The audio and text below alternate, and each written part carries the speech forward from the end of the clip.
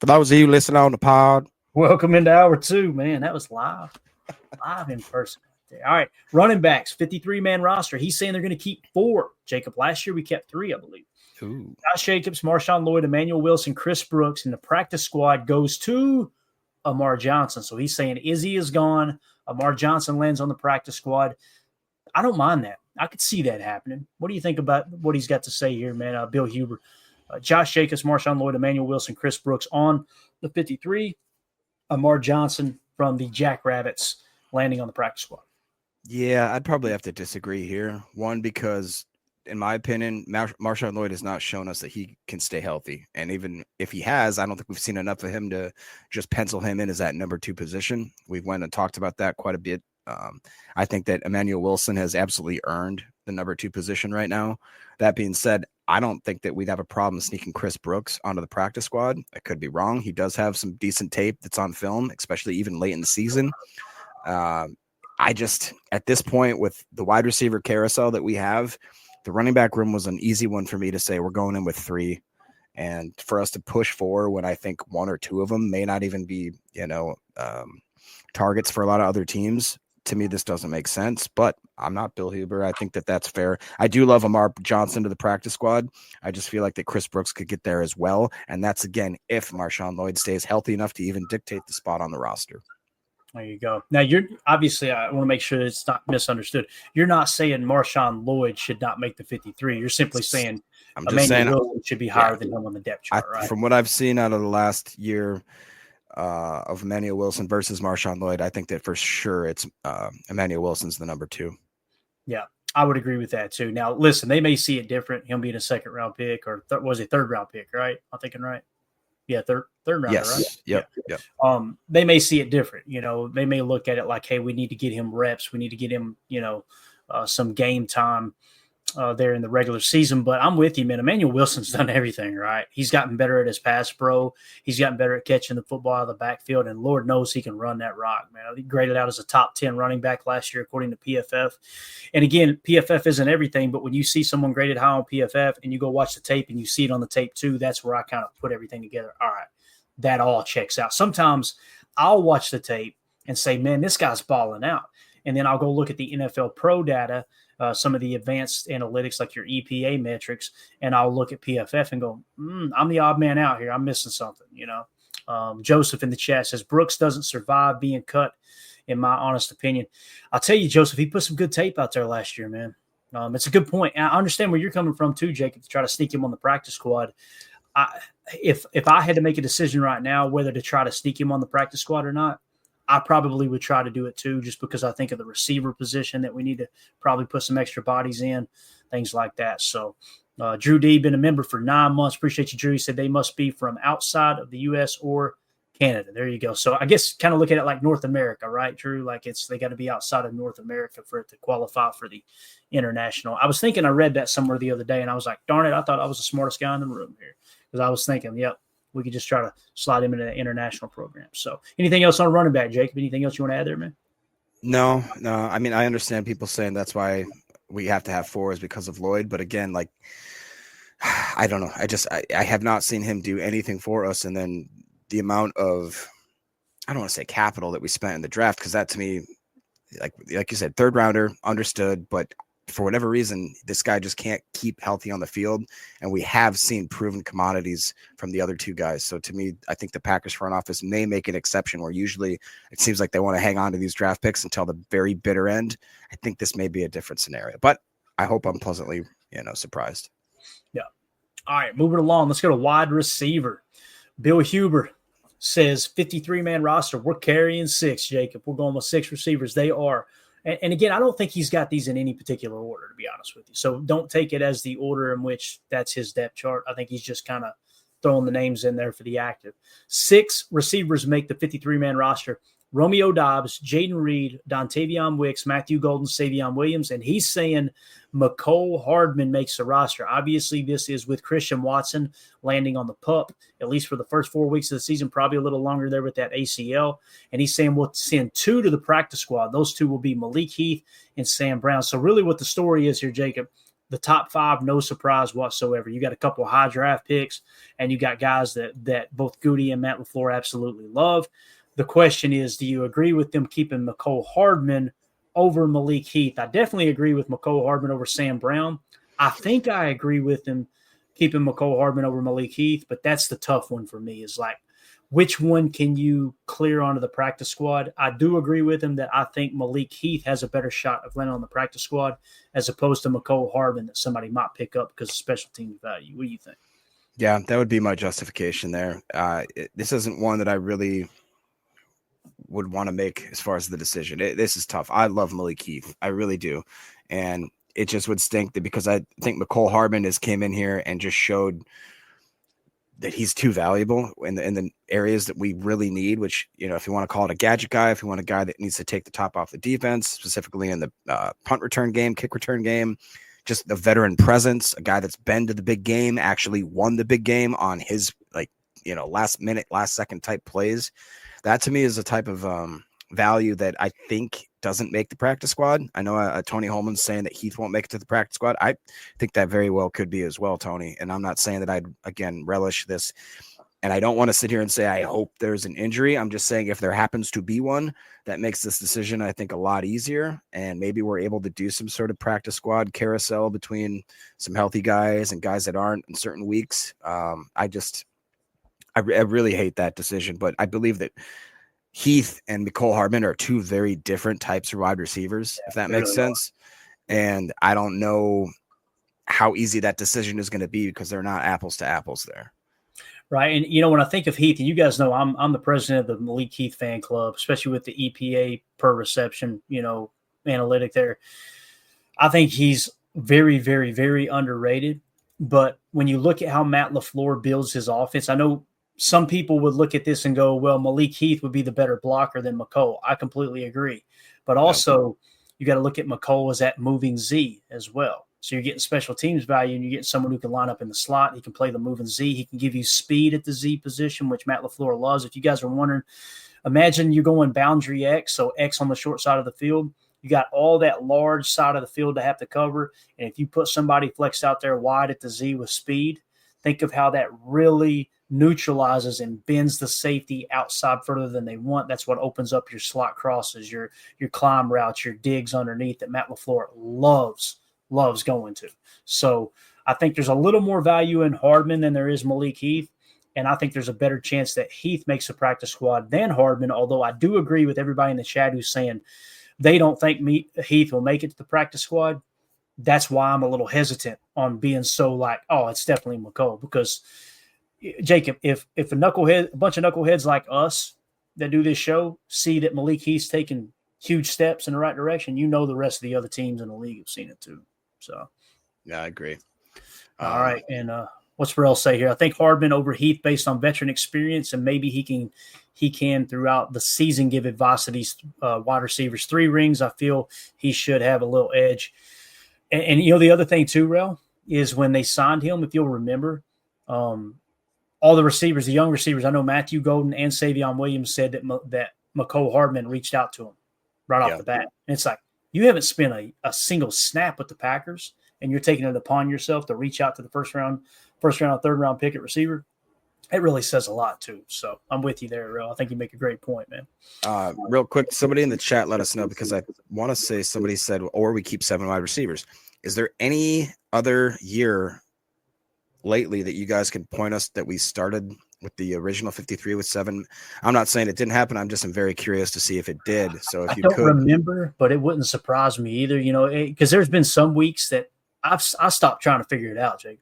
Because there was many times where I'm like, oh yeah, he should be active, and then come game day, we're going after 4 corners or something. Like, I didn't expect that. So yeah, that's a great point. I would love to know that information too. I don't know how we could find it, to be honest with you, without having to comb. I'm sure Bates will find it. Oh yeah, Bates is the man. Bates is our Jamie.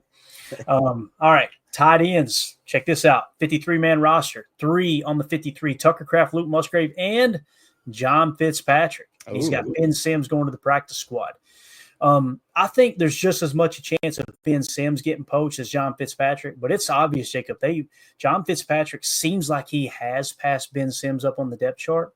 I don't know if it's his blocking ability or what it may be, but they really, really like John Fitzpatrick. He's a big body dude too, if I'm thinking right. He's like 6'7" or something crazy. Yeah, and I think they both had pretty good RAS as well.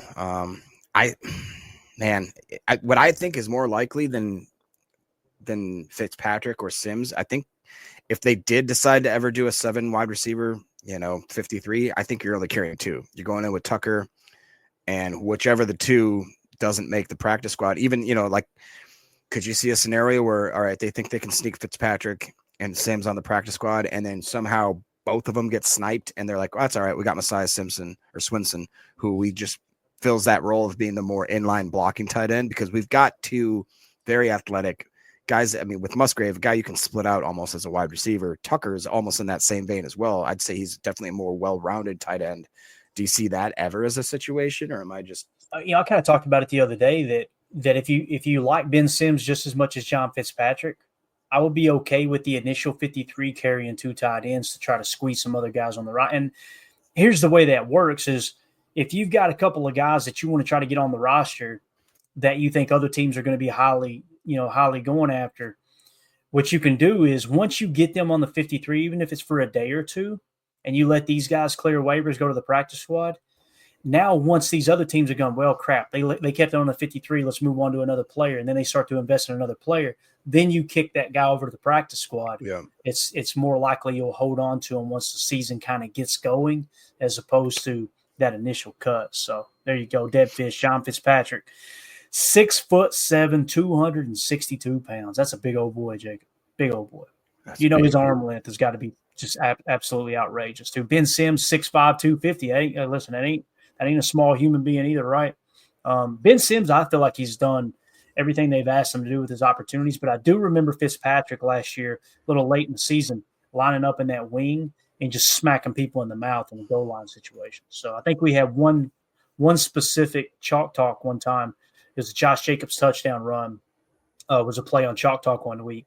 And we literally on loop put Fitzpatrick smacking somebody right in the mouth at the goal line. So yeah, obviously they like them both. So United Bates says, I'm seeing 2023 with Christian Watson, Romeo Dobbs, Jaden Reed, Dontavion Wicks, Samori Toure, Malik Heath, and Grant DeBose. There you go, Jacob. 2023 looks like was the last time, or at least the one that Bates was able to find. Man, how soon we forget? I forgot about Samori Toure, bro. And yeah. I was on his bandwagon for a hot minute, Right. Yeah, there you go. Bates says, showing it's their 2023 initial 53-man roster. Wow. So we broke camp with 7 receivers. Maybe I think that's true. I think I remember that. Remember? Yeah. And then I think Grant ended up leaving halfway through the season and went over to like Miami or something and got a big injury, if I'm not mistaken. Yeah. Okay. So if you did say, you know what, we're going to roll the dice, put John Fitzpatrick on the practice squad because we think this is the better way of asking this question. If we just narrowed it down to wide receiver and tight end, who do you think has a better chance of making it to the practice squad? John Fitzpatrick or Malik Heath? I think it's John Fitzpatrick, don't you? I would agree, sir. So that might be why you break camp with 7, even if it's for a day or two, So anything else on tight end, Jacob? Anything at all? No, sir. All right, let's move it along. Offensive line. I was hoping Emilio would be in the house tonight. He'd be excited about this. All right, 53-man roster. Bill Huber is saying we're going to keep 9 on the 53. It's Rasheed Walker, Aaron Banks, Elton Jenkins, Sean Ryan, Zach Tom, Jordan Morgan, Anthony Belton, Jacob Monk, and Travis Glover. Practice squad is going to be 4. John Williams, Donovan Jennings, Tyler Cooper, and Brant Banks is his prediction. So obviously the big talking point here, Jacob, Travis Glover. Do you see any of those other 4 that Bill Huber specifically mentions as the most valuable that didn't make the 53, the 4 offensive linemen that made it to the practice squad? John Williams, Donovan Jennings, Tyler Cooper, or Brant Banks.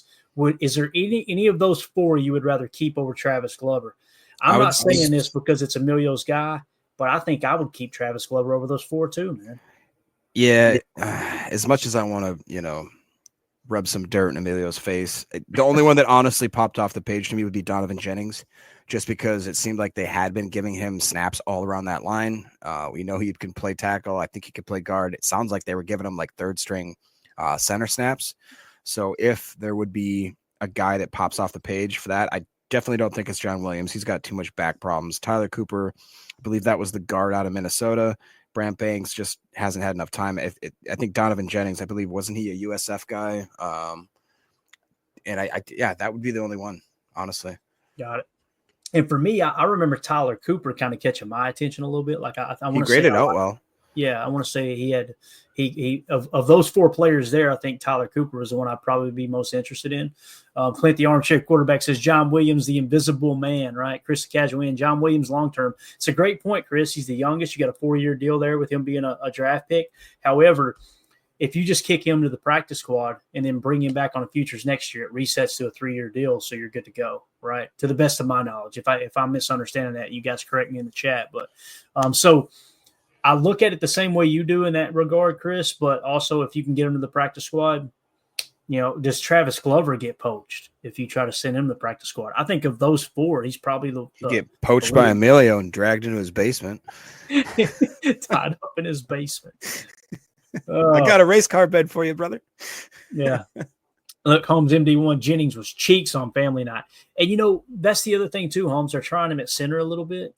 And he's failing miserably with the snap, and that ain't an easy thing to do if you don't have a whole lot of experience there, right? But that kind of, to me, Holmes, it feels like the writing's on the wall for Jennings. Like, hey, let's see if we can get some extra value out of him at the center position. And if he can't do that, maybe we just move on. And, we're sitting there talking about the players we want to keep, the players we don't want to have to cut, and so on and so forth. And we're not even taking into consideration every year, right? Other teams will cut players that Goody loved, and he'll go pick them up, and we'll cut one of these guys loose. So that'll definitely happen. So, yeah. We'll see how it shakes out. Anything on offensive line here, Jacob? Anything else you want to add, man? We good. I think Jacob had to step away. We'll just keep it moving here. Defensive ends. 53-man roster. He's got them carrying 6. Rashawn Gary, Lucas Van Ness, Kingsley Enagbare, Brenton Cox, Barron Sorrell, and Colin Oliver. Now, we all know there's a realistic chance Colin Oliver could end up on the PUP if that hammy isn't fully healthy by the end of camp. He may be so far behind on practice and everything that let's just start him on the PUP. If that's the case, I could see them potentially carrying Aaron Mosby, or I could see them stashing Colin Oliver on the PUP, throwing Aaron Mosby over to the practice squad, and only carrying 5 defensive ends / edge defenders kind of going into the season. So I could see that playing out that way. Everybody's now taking guess on what you're actually doing over Jacob. So Jacob had to pick Ma up. There you go. So what do you think about this, man? And what do you think about Colin Oliver? Do you think he'll be healthy so he doesn't have to go on PUP? Or do you think it could be something almost like a 4-week red shirt there just to free up a roster spot? But Bill Huber's got him keeping 6 here. What do you think, man? Yeah, I mean, the old saying is you can wish in one hand and crap in the other and see which one fills up first. I would wish on everything that I have that Mr. Colin Oliver could come in there. Nice. I just don't think that he's advanced enough. Just, the unique situation that he was. Some people thought he may be a tweener. Him coming in with that hamstring and just really getting no time, no live time, missing some integral, some crucial parts of camp. I just think that this is starting to look more and more like a redshirt year. And I actually really am impressed with Aaron Mosby. It seems like every time that he gets an opportunity, he excels or at least outperforms what I would expect him to do. And let's not forget about guys like even Desmond Alexander, who I think has put some pretty decent tape out there. And I agree with at least that first 5. Obviously, I don't think there's anybody on there other than maybe like a Kingsley that could surprise us. But I think another year or more after that injury that really seemed to kind of make him tentative, that he's going to have a good shot to make this. So I agree with that, but I'd probably honestly swap Mosby and Oliver if I'm being real. Yeah. Clint, the armchair quarterback, says, I don't see Maka on there. Joseph says, where's Maka? Micah Parsons. So that's the other thing, too. You bring Micah Parsons in, 2 first-round picks, $40 million per year, and who you got? I don't. It's wild. And listen, it could happen, Jacob. We could look like idiots tomorrow, but here's the other thing too. Precedent, right? Precedent. How many times since Goody has been here? Goody took over in 2018. Am I right there? 2018, I think, is when he took over. That sounds correct. 2019, something like that, as GM. Since he got here, how many times has Brian Gutekunst traded for a player, any position, traded for a player, and then gave him a contract? I don't think it's happened one time, right? So they traded for Randall Cobb and then he was gone in 1 year. But he's not done one of these big trades. Is Jacobs playing on an existing contract, or how did that work? Who's that? Jacobs. Josh Jacobs. Oh yeah. Well, he wasn't trade. That was a free agent sign. That's right. Agent. Yeah, I can't believe the Giants did that. I know it's wild, man. You talking Xavier McKinney from the That's Giants. what I'm saying. Giants, Raiders. To me is crazy. Yeah. So again, it's just about precedent. It could happen, but man, what are we talking about? 2% chance, maybe even less. You're right. I don't remember. Yeah, I can't think of anything. All right. So again, defensive end. That's how Bill Huber sees it. Says Preston Smith. Was that what did he trade for Preston and bring him in with him and Z? Signed him. That was another free agent. Yeah. Yeah. He actually went and signed. If there's one thing there's precedent for from Brian Gutekunst is when he makes a splash in free agency, he likes to do it in twos. Yeah. Like he went and got Zadarius Smith and Preston Smith, same position, right? I say same position. They're both edge defenders lined up opposite of each other. He went out that year and got those two guys at the same time. Also added Adrian Amos, I believe, that same exact year. And then, of course, he goes back into free agency 2 years ago now, year and a half, however you want to say it. Xavier McKinney, Josh Jacobs, got two more, right? And then last year goes and gets Aaron Banks, Nate Hobbs. So, and also, didn't he do Rasul Douglas and who's the linebacker that we loved for a hot minute? Devondre Campbell. Those guys, if I remember correctly, were pulled in off the scrap heap once the season started, I believe. I think so. Now, one of them may have came in camp, but it wasn't like actual free agent frenzy. Let's go out and put a high bid in on top. Still, he's got a darn good track record of bringing in free agents when he decides to pull that trigger. Like, that's insane. That's why when there were many fans that were really, really down on Nate Hobbs. Hobbs, my fault. I'll admit that. Both of them. I wanted, you go look at the PFF grade and you go, what are we seeing here? What are we doing? But then you step back and go, Goody got a good track record. Goody's got a darn good track record of free agents. So I'm going to sit back and let him do his thing, And maybe these are the guys he missed on. And if he does miss on one or both of these guys, it's not the end of the world. He's literally batting 1,000 with these big free agents so far. I mean, even Adrian Amos was a very, very, very good safety his first couple of years in Green Bay. And then it kind of tapered off on down the stretch. And we know how the contracts are set up. 4-year deal is really a 3-year deal. And sometimes a 4-year deal is just a 2-year deal. I did have something marked here I want to hit real quick. I thought it was interesting. Nathan earlier, sorry for the delay, Nathan. He says, Clayton, I noticed in Jordan Love's contract, he's under contract for this year and next year with the potential out after 2026. If he doesn't perform this year or next year, do you see Green Bay take a quarterback?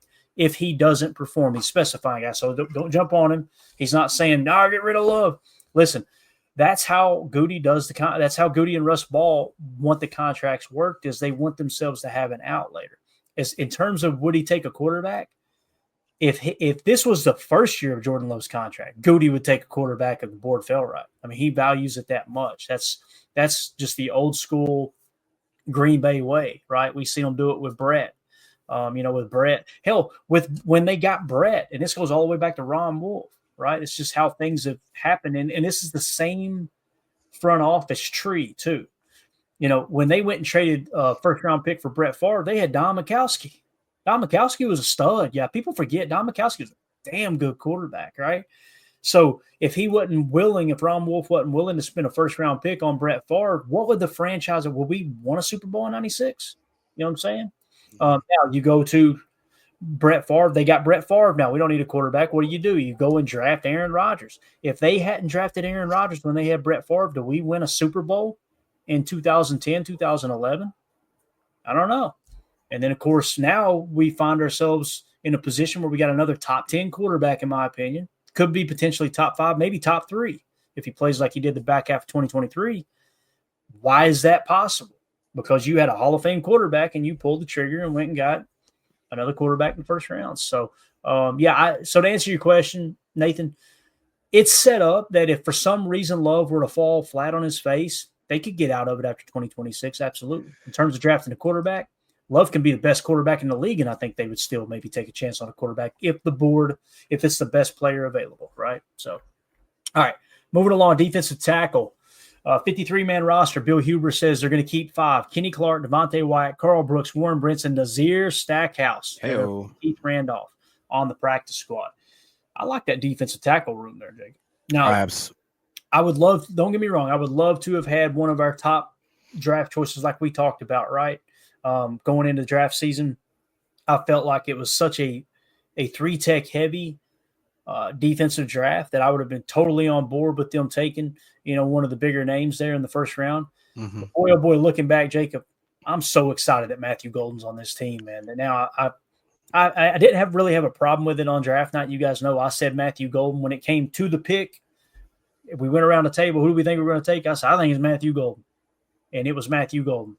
I'm just so glad that was the pick now, man, because he's really flashed in camp. With that being said, though, if Kenny Clark is healthy, right, and they continue to build off what they did last year, being the second best run defense in terms of yards per carry and being a legit, top 7, top 8 pass defense, and I think they finished 5th in scoring defense, maybe even tied for like 3rd or 4th in scoring defense.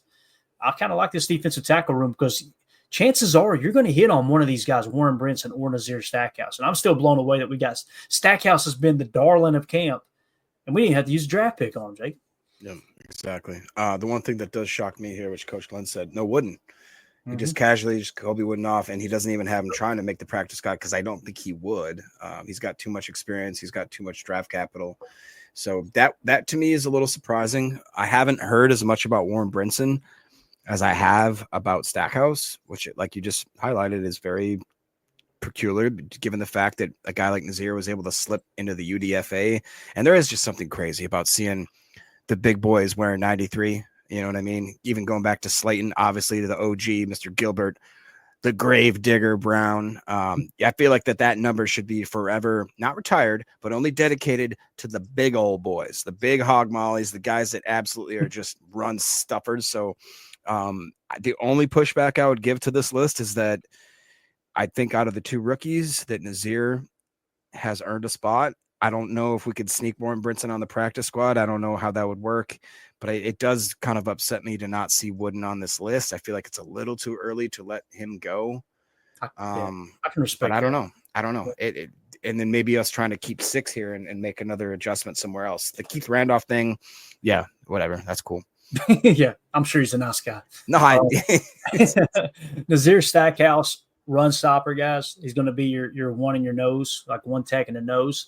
Warren Brinson, they're saying, is showing flashes in pass rush. So I'm kind of looking at Warren Brinson. They may be expecting him to be what they thought Kobe Wooden could be. Right. And Nazir Stackhouse is going to kind of fill that TJ Slayton role, a bigger body guy. Now, Warren's bigger than Nazir, right? So in terms of height, I know, and I want to say he's right around the same in terms of weight. So Deadfish says no Wooden, he might be too light. I could see that, Deadfish. I could see that.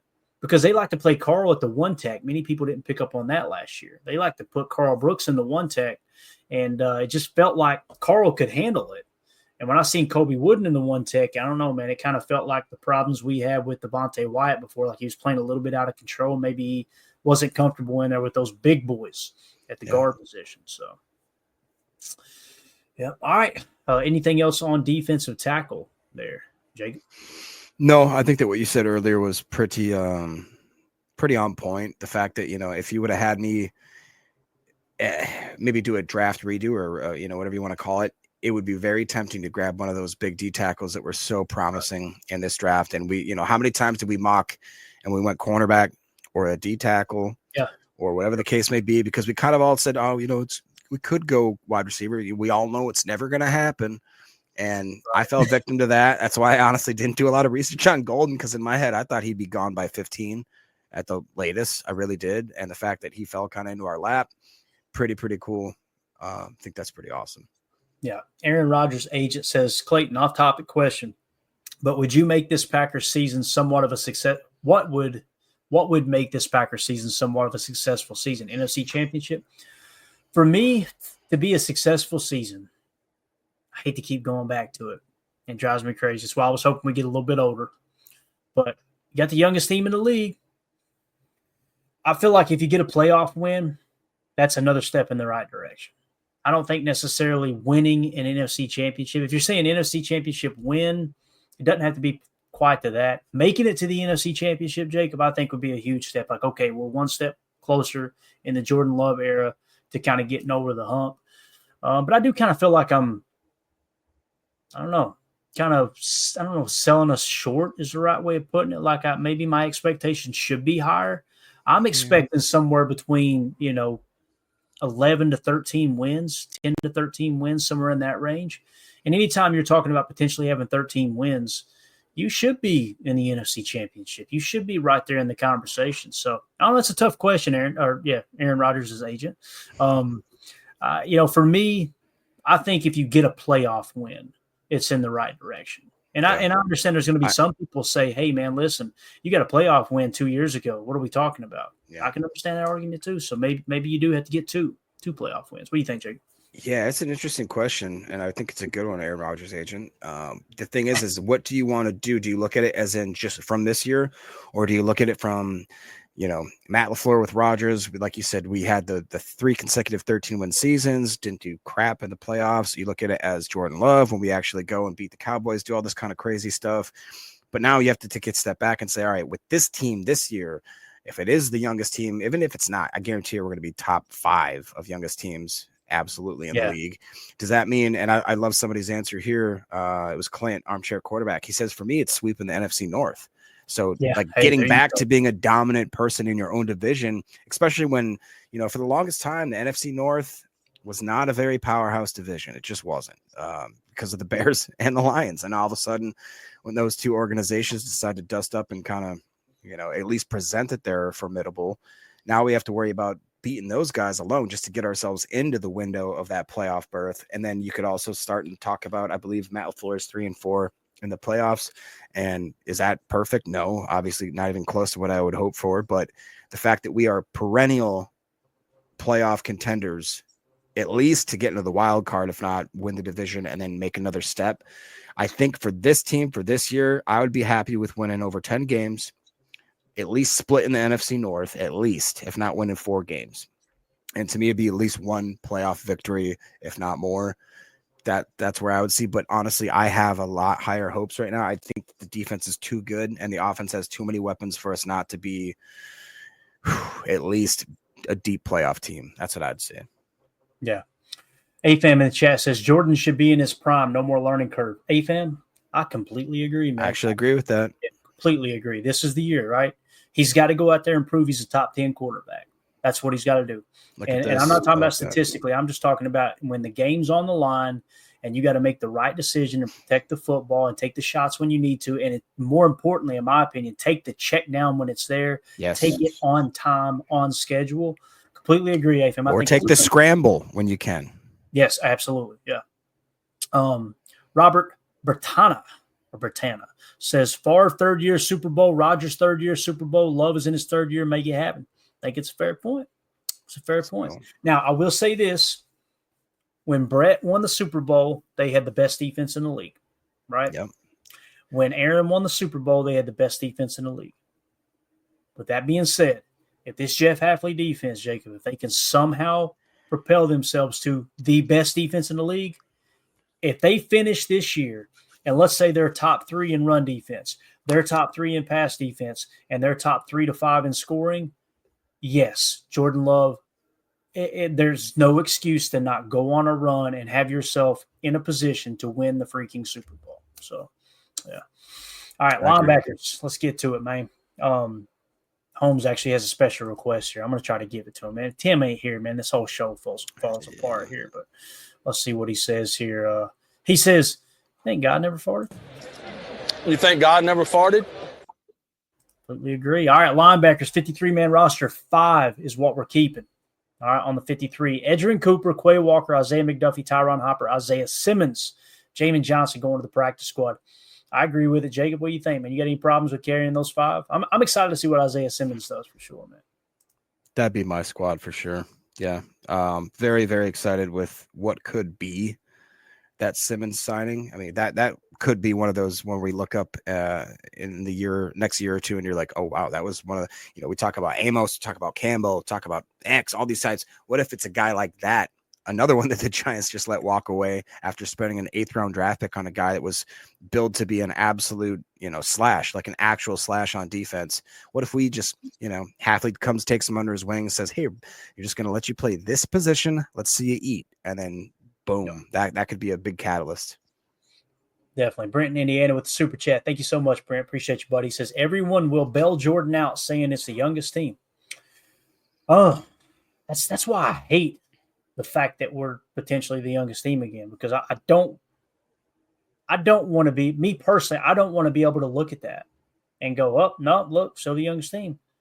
But damn, boys, it's like, if we're the youngest team, how many times in the history of the game has the youngest team won the Super Bowl? And that's just how my mind fires. I'm not saying it's correct. I'm not saying it's the right way to fan. I'm just simply saying that's how I run stuff through that filter of, okay, what would it take to break precedent from the past of getting over the hump if this, and this are the guidelines we're going off of? You know what I mean? So, yeah. Chris the Casual Win says these, and thank you for the super chat, Brent. I think it's a great point, man. It's a great point. These young guys played a lot of football, y'all. It's a good point, Chris. I think that we'd have the youngest. I wish there was a metric to see, even though we are quote unquote the youngest team, we'd be the youngest team with the most experience, if that makes sense. Like, yeah. I would bet dollars to donuts that we would be. Yeah, definitely. All right, moving along. Cornerbacks, 53-man roster. 5. Keyshawn Nixon, Carrington Valentine, Nate Hobbs, Bo Melton, and Kalen King. And he's got Kamal Haddon and Micah Robinson landing on the practice squad. So Micah Robinson kind of takes on that Kalen King role from last year, right? 7th-round pick. Get him into camp. If he absolutely balls out, let him make the 53. If not, stash him on the practice squad like they did Kalen King. This is wild, man. Keyshawn Nixon, Carrington Valentine, Nate Hobbs, Bo Melton, and Kalen King. And Bo Melton and Kalen King going to be battling for that number 4 or that number 4 corner spot, right? Well, keep in mind, we don't have Javon Bullard listed here, right? So we need to mention that. Bull's going to play a lot of slot, it seems like. At least first week of camp, he's the number 1 slot corner on the team, it seems like. So you're carrying 5, but you're really carrying 6 when you talk about Bullard's versatility. And we're going to talk about safety in a minute, and Bullard's on that list, obviously, not being here with the cornerback room, Jacob. Man, that versatility with Bullard, and I know he's not great at safety. At least he was in his rookie year. He's better in the slot than safety. But, man, there's some value there with that versatility to be able to just throw him back here and go, okay, now you go play safety now because somebody got banged up. Yeah, I think that is a massive part of this. I really wouldn't push back too much on that list. The only thing that I would say is I think Kalen King's position could easily be Haddon's or Micah Robinson's, depending on how they play in the preseason. I think that's going to be a massive thing. And, as much as I hate being a negative guy about, I really do think Bo Melton's going to make this team, but there is one thing that does not look like the other on that list, and it definitely is Bo Melton. And if he starts, I think that might be the most intriguing thing for me to watch in preseason, especially on the defense, is throw Bo out there every game. I want to see how he does. I want to absolutely see if he's going to get worked. Let's see it happen now. Let's not build up this facade of that he's going to be a starting or even a backup cornerback in the NFL. If he can do it, let's go. There's been players in the past. We kind of talked about a little bit from Jason Wilde's article last night of cornerbacks who were undrafted and ended up being huge role players, right? Huge role players for the Packers in championship years. Like we talk about Sam Shields, we talk about Tramon Williams. What if Bo Melton's that next dude? How cool of a story would that be? Because this team loves him. The coaches love him. Us as the fans, I know we love him. Like, my God. You're talking about a guy that, just getting to chat with him a little bit in passing in Tennessee in the away game, and just how he tweeting back at people. He's just always positive. He just seems like he's one of these guys that when he is done playing the game of football, which is going to be a long time from now, it'd be cool to have, kind of like John Kuhn is on the sidelines, have Bo Melton back. Because I don't know, man, he's an awesome guy. Cheese curds make my stomach hurt all the time, but I do eat them though. I hope he makes the roster, and I hope he balls out. Now, you guys know I was very, come on, guys, is he really a corner? You guys remember me approaching this when they made this decision. Come on. Ryan, Ryan was, I see the writing on the wall. This is kind of basically the death march. Right, walking the green mile, Green Mile. Yeah. Cheesehead Murph says, yeah, we are projected to be the youngest going into the 2025 And season. then So check Murph, this out. Our own Jamie, aka United Bates, says projected youngest teams for 2025. The Packers 25.15 years old, Eagles 25.4, Bucks 25.59. I will say one thing: those three teams have one thing in common. Pretty good. that's a great. That makes me feel a lot better. That Doesn't now the Super Bowl champions, they did cut a few players loose. I do remember them turning over the roster a little bit, right? Like, was it Darius Slay? I think he's playing somewhere else now. He's a lot older. So that probably bring it down a little bit. I would love to see Bates, if you can do this for us. And Murph, thank you so much for pointing this out too. But Bates, see if you can find out where the Eagles ranked last year in terms of the youngest team. I would love to know how close they were to being the youngest team. So here we go. Youngest team to win a Super Bowl was 26-year average age, the 85 Bears. It's been a long time, ain't it, boys? Long time. Let us know, Bates, please, if you'll do that, man. I'll buy you a soda pop later, man. I want to know in Pittsburgh. Thank you, buddy. Slater's in Pittsburgh. I want to know where they were. Okay, there we go. Boom. God, he's so quick. United Bates, they were third. So, Jacob, give me a little bit of hope here. I'm trying to be optimistic. It was the third youngest team last year that won the Super Bowl. No, I think that's amazing. Thank you, Bates, for being so quick on the button there. And I hate to just, steer a very serious comment into, what I like about the Green Bay Packers? I get older, they stay the same age. Yes, they do. All right. Well, that line in that movie did not age well at all, did it? we all hear that and make a joke about it. Now we look up and go, damn, man, there's people, they were living by that. Well, some pretty prominent people too. Lord have mercy. All right, safeties. 53-man roster, 5. Xavier McKinney, Evan Williams, Javon Bullard, Zane Anderson, and Omar Brown. Practice squad, Katano Ladapo surprised me. Jonathan Baldwin. Now, see, this is where I would differ from Bill, and I would consider Bullard as the 6th DB and probably would cut loose. Who was the other guy? I would probably try to get, if it were me, I would try to get Kalen King back on the practice squad. Yeah. And I would rather carry Katano Ladapo. I could see Katano Ladapo getting poached real quick if you try to get him to the practice squad. How do you feel about that, Jake? What do you think about Katan Ola Home Depot? Are we really going to be able to get him to the practice squad? I mean, that just seems absolutely insane to me that we could think for a second that he would make it to the practice squad. Am I wrong there? I don't think you're wrong. And honestly, I think a little bit of recency bias because he's got Omar Brown on there. No, I don't think most people thought that Omar Brown was going to make this team other than the fact that he just got 3 picks at family night. Drafted free agent from Nebraska. Me and Tim loved him. If me and Tim were running an organization, I guarantee we'd poach him off the squad. But I just think, like you said, Keaton Oladapo, Mr. Home Depot, Mr. Paint his hair in whatever color that we want him to. I mean, he didn't have, I believe. He's got swag, dude. He's got so much swag. And last year, I think that he almost had a sort of a redshirt season, even though he did get some playing time. And I think he came on a little stronger towards the end and showed a little more kind of the chutzpah that we thought he had. I would probably flip him and Omar Brown, thinking that we could at least stash him for one more year. Yeah, definitely. For me personally, I would put, and someone asked here, let me go to Dennis Shook. He says, Dennis Shook with the super chat. Thank you, buddy. He says, I'm going 12-7 versus the Bears. You boys, please go. That's the game I wanted to go to, Dennis. My wife is trying to get me to go to the Vikings game, though. Instead, we got a nephew who's a Vikings fan, and we thought about taking him up in the box. He's a good kid. He's probably watching right now. He's a great kid, man. But yeah, I would rather go to the Bears game, to be honest with you. But I think she's pressing towards the Vikings game. We'll see how that shakes out. She typically wins these battles, so I've got to go ahead and warn you. But thank you for the super chat, man. Appreciate you. Brambo says 7 safeties on the roster, though. I don't see Javon Bullard as a safety at all, man. I don't.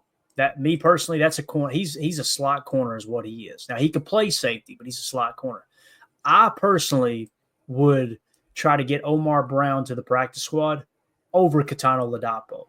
Jacob, if you're building a team, all right, and you've got one more spot left on your roster for safety, and there's only 2 guys available, if you're building a team, and it's between Omar Brown or Katano Ladapo, who are you signing of those 2 players? I know who I'm signing.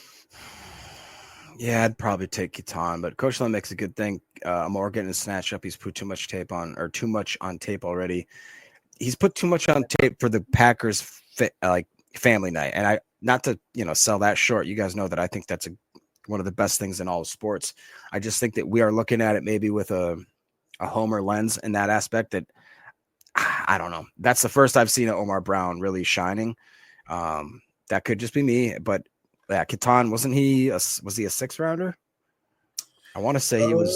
Yeah, I think he was a 5th or a 6th rounder. So I think, yeah, check us out, UB. Man, hey, by the way, just guys, we got 420 people in this live stream right now. On a random Monday night, we're just talking some smack. So if you guys could hit the like, share, subscribe, all that fun stuff, it really does help a lot. So Cody Newman, 5th round draft pick for Keaton Oladapo. Got it. Yeah, because that was after. Remember how to, because we went Bull, Evan Williams, and Keaton, and we were all happy that night. Everybody was happy. Here. I got the board, the draft board from that year right here in front of me, right? And literally, this is how the safeties fell for my board: Tyler Nubin 1, Javon Bullard 2, Keaton Oladapo 3. So we get the 2nd and 3rd best safety in the draft, in my opinion, in that draft. And then we turned around and got Evan Williams, who was lower on my board, but he ended up being better than all of them. Yep. Now, he was highlighted in green as, hey, this guy is prime for the pick and for the Packers. They love this type of guy in terms of whatever it was, Senior Bowl. We had a number of different, qualifications, but yeah, pretty wild. They flipped that safety room around real quick. And I always make the joke that Joe Barry was like, damn, boys, why didn't y'all go get me these guys when I was here? Like I had to march out Darnell Savage and Jonathan Owens to play as my starting safeties. So Coach Lynn Zane is 29 years old. We can get him back on the practice squad. That could be a good point, man. It's a great point, Coach. And I love Zane. I thought Zane showed some flash. But, Jacob, you're talking about Omar Brown just showing flash and family night. As much as I like Zane Anderson, he showed it for like 1 or 2 games. Yeah. He gets the concussion, goes out. So it's like people didn't believe he existed legitimately for most of his career. Yeah, for sure. All right. Specialist, 53-man roster. Brandon McManus, Daniel Whelan, and Matt Orsic, right? Practice squad, Mark. Say it, Jacob. Where am I looking? McNamee. All right. I'm just giving you the opportunity to get it right because I'm going to screw every one of these names up. So pretty cool. They just basically said, all right, this is going to be our new project at kicker. And you know what? What if they do get this? And he's the international player, right? What if they do get him to kind of pick up on the game real well? And in 2 years, 3 years down the road, when Brandon McManus decides to retire and maybe he's lost a little oomph in that leg power, they could just pop him right into the lineup and pick up where he left off. I think it's cool that they've got McNamee learning from Brandon McManus. I think that's awesome. So yeah, respect to say it's McNamee. That's what sounds more Irish, Yeah. But everybody says it. I've heard like 4 different pronunciations, so I just say Marky Mark and the Funky Bunch. You know what I mean? Yeah, I love it. And like I said, if you guys, an interesting interview, one that I did not expect was the Brandon McManus interview from like maybe last week early, where I believe he talked about how he shares a personal trainer with with Travis Kelce and how they worked together worked in the off season together to kind of get a little more, meat on the bones kind of thing. Yeah, easy. And, but he actually went on to talk about how he has not had the consistent snapper and holder like ever in his career, and that he's just excited to go back into this, that even in Denver and at Jacksonville, there was just always a little bit of mix up, whether it be the holder, the snapper, and then the coach. Like he said that this is so great going into another year and just being able to have some continuity. And I think that it's working. I mean, what is he like? Literally almost 98% right now, which I remember me and Clay, I think one of the only times that we kind of got not like in an argument, but like actually like a pretty heated debate. It was early in the season last year, and we were going through, I think, Narveson and Greg Joseph and a few of the guys. And I think Clayton's point was like, look, you're not going to find a guy on the street that isn't signed that's going to be hitting 98, 97%. And all Brandon McManus did was just quiet every single quote unquote person that said it couldn't be done. He just said, all right, you guys are giving me another shot in the league. I'll show you what I can do. And he came in and just basically been an absolute freaking heat seeking human meat missile the whole time. Yeah. But in my own defense there, when we made that comment, he was still facing a suspension from the league. Exactly. Yeah. So it's like, get him off the list. There's nothing we can do with that. The second he became available, and it wasn't like, hey, McManus got cleared, let's go sign him. I don't remember it happening that way for me. I just remember we signed him. I'm like, oh crap, this is happening. This is awesome. Like it was, because again, kicking in Denver, obviously with Denver, it's easier to kick there in terms of, distance, but you do have to kind of get used to how the ball sells up there in the thinner air as well. But yeah. Let's go to this one Patreon question, then we'll get out of here, Jacob. I know we're way over. J. Cole says, not sure if anyone asked this, but what do you all think about Sterling Sharp admitting that no one from the Packers called to check on him after his surgery? He seemed to still have some hard feelings about that. I didn't hear that comment, Jay, so I'm speaking completely from ignorance here. But I will say this. I should probably just keep my mouth shut because obviously I don't know Sterling as a player. I wasn't a Packer fan back then when he played, right? For me with Sterling, I'm just going off of people that played with him. And the way Robert Brooks talked about Sterling led me to believe Sterling had zero interest in helping the young players behind him. He just wanted to get his contract. That's not – listen, more power to him, Jacob. You know what I mean? Guys got to get – thank God he got a contract because if he hadn't, when he broke his neck, he would have been screwed, and he's trying to take care of his family. And back then, NFL players' salary and everything was much different. You know what I mean? Much, much different. So with that being said, it doesn't surprise me based off of the vibe I got from Robert Brooks when Wilde and Tausch interviewed him. And just that little subtle comment about Sterling was kind of like, sound like he probably wasn't the best teammate, So maybe he has hard feelings toward them. They have hard feelings towards him. You got anything to add to that, Jake? I don't want to downplay in any way. It's awesome that Sterling Sharp got in the Hall of Fame and he's going in as, I guess you could say as a Packer. I know that stuff really don't matter when it comes to the Hall, but anything. I not that J. Cole is out of line for this question or anything. It's just I hate crapping on former players or men of greatness that have had every single man. Lord, if you ever saw all the cards open for my book, you guys would say, holy crap. Like, I think we got to stop crapping on men of greatness for small mistakes they've made in their career or big mistakes they've made in their career. That's not the epitome of what their franchise and their career stat, all that. Now, that being all said, I 100% believe that dude was a me guy. He was in the age of when Jerry Rice was in the, you know what I'm saying? Like you had to be a me guy. That was when Deion, this was the start. Yeah, this was the start of the prime time, the NFL actually hitting just absolute stardom. Guys had to make their money. And like you said, you have a small stint, even if you can be the best of the best, you've got maybe 5 to 10 years in this NFL game. You got to make the most of it. I think he saw that. And am I going to hold him accountable for trying to get his? No. But I can understand why guys like maybe Robert Brooks would have said, that's the type of guy you want to be, then don't expect people to be by your bedside all the time, Right, exactly. Steve Simons, hopefully I'm saying that right. Simons in the chat says, Sharp was a hard guy, grew up with nothing. I was stepped on by him as a kid. He was not nice then, but the next day he was awesome to me. So yeah, he and Shannon, man, they grew up really, really rough. They grew up poor in a real bad neighborhood, people getting shot. That's why I try not to, unless I've personally met someone, I try not to judge them too hard. Because it's like, you shouldn't judge people regardless, but it's amazing how people will formulate opinion. Not that anybody in the chat did this, not that I did it or Jacob did. And just to be sure, I'm telling you, Jay, I'm not at all throwing shade on you. That's not what I'm saying. I'm just saying that me personally having to answer that question is because I don't want to be considered a guy that's going to crap all over and somebody else said it the best, don't meet your heroes. Trust me. I've done it multiple times and I'm like, oh, all right. Yeah, right. I've been pretty fortunate, man. The people I've got to meet. But again, I'm not running it through the filter, not that anybody else is, of you better be an upstanding person because you're famous. I treat them like they're anybody else. You know what I mean? I do not run to people. Let me get an autograph. Let me get a picture. I'm just not that dude. There's nothing wrong with being that dude.